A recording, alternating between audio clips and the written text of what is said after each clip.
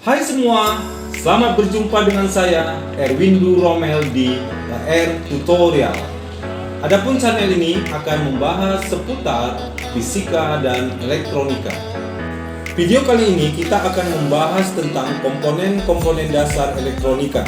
Teman-teman semua, khususnya adik-adik SMP dan SMA, agar kamu mahir menguasai dan membaca rangkaian elektronika, kamu harus mengenal komponen-komponen dan juga wujudnya dan juga simbol-simbolnya. Untuk itu, perhatikan komponen-komponen dasar pada papan breadboard berikut. Komponen yang pertama adalah resistor. Resistor dapat dibagi atas dua jenis, yaitu fixed resistor dan variable resistor. Resistor yang pertama dari fixed resistor adalah resistor dengan kode angka, dan yang kedua resistor dengan kode warna. Jenis yang kedua dari resistor yaitu variable resistor. Pertama adalah trim pot, yaitu yang dapat diputar dengan obeng, dan yang kedua adalah potensiometer, yaitu resistor yang dapat berubah nilainya jika diputar. Yang kedua dari resistor yang dapat berubah nilainya adalah LDR, lag dependent resistor, resistor yang dapat berubah nilai jika terkena cahaya. Yang ketiga adalah termistor, terdiri dari PTC, yaitu positif temperatur koefisien, dan yang satu lagi adalah NTC atau negatif temperatur koefisien. Komponen yang kedua adalah kapasitor. Kapasitor dapat dibagi atas dua jenis, yaitu kapasitor tetap atau fixed kapasitor dan kapasitor yang dapat berubah nilainya atau variabel kapasitor. Kapasitor tetap terdiri atas dua jenis. Satu, kapasitor yang tidak mempunyai kutub, dan yang kedua adalah kapasitor yang mempunyai kutub. Yang tidak mempunyai kutub, misalnya kapasitor Mylar, keramik. Sedangkan kapasitor yang mempunyai kutub adalah kapasitor bipolar seperti elektrolit kondensator. Jadi ada kaki positifnya dan ada kaki negatifnya. Variabel kapasitor atau kapasitor yang dapat berubah nilainya seperti jenis ini Farco, yaitu dapat berubah nilainya jika diputar. Komponen yang ketiga adalah dioda.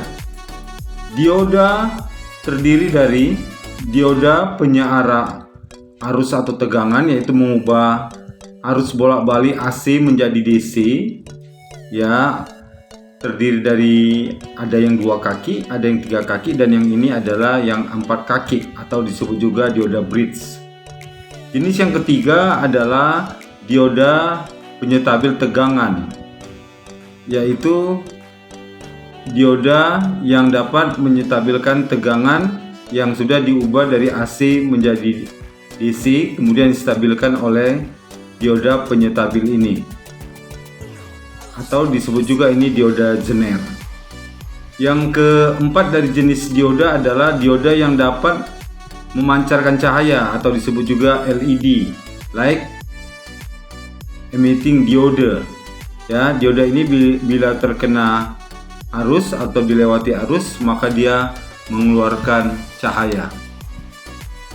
Komponen yang keempat adalah induktor atau kumparan.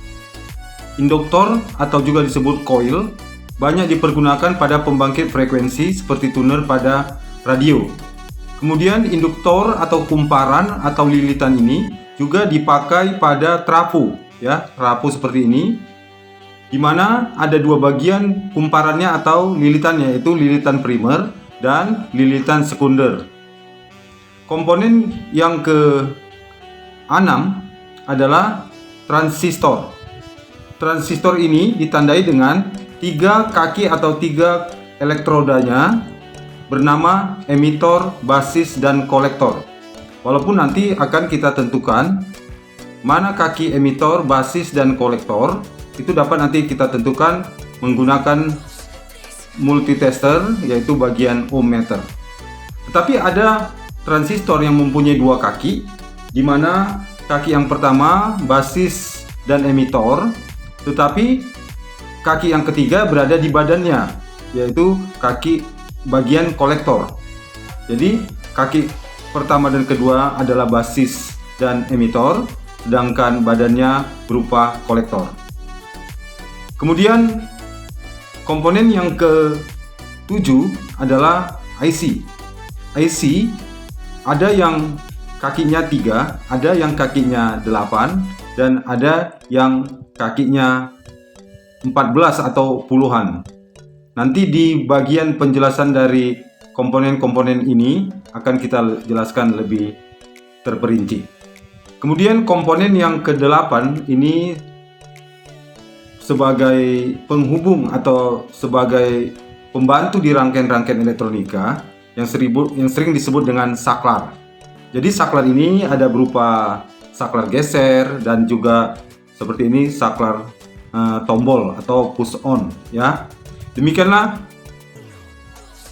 komponen-komponen dasar yang dapat kita perkenalkan pada saat ini. Kira-kira ada 8 komponen-komponen dasar, dan berikutnya akan kita pelajari atau akan kita jelaskan lebih lanjut tentang hal-hal mendasar pada komponen-komponen ini. Misalnya wujudnya sudah ada nampak, kemudian simbolnya, kemudian nanti cara mengukur hambatannya menggunakan pakai multimeter atau pakai ohmmeter atau pakai voltmeter. Demikianlah penjelasan komponen-komponen ini secara sederhana. Sekian dan terima kasih.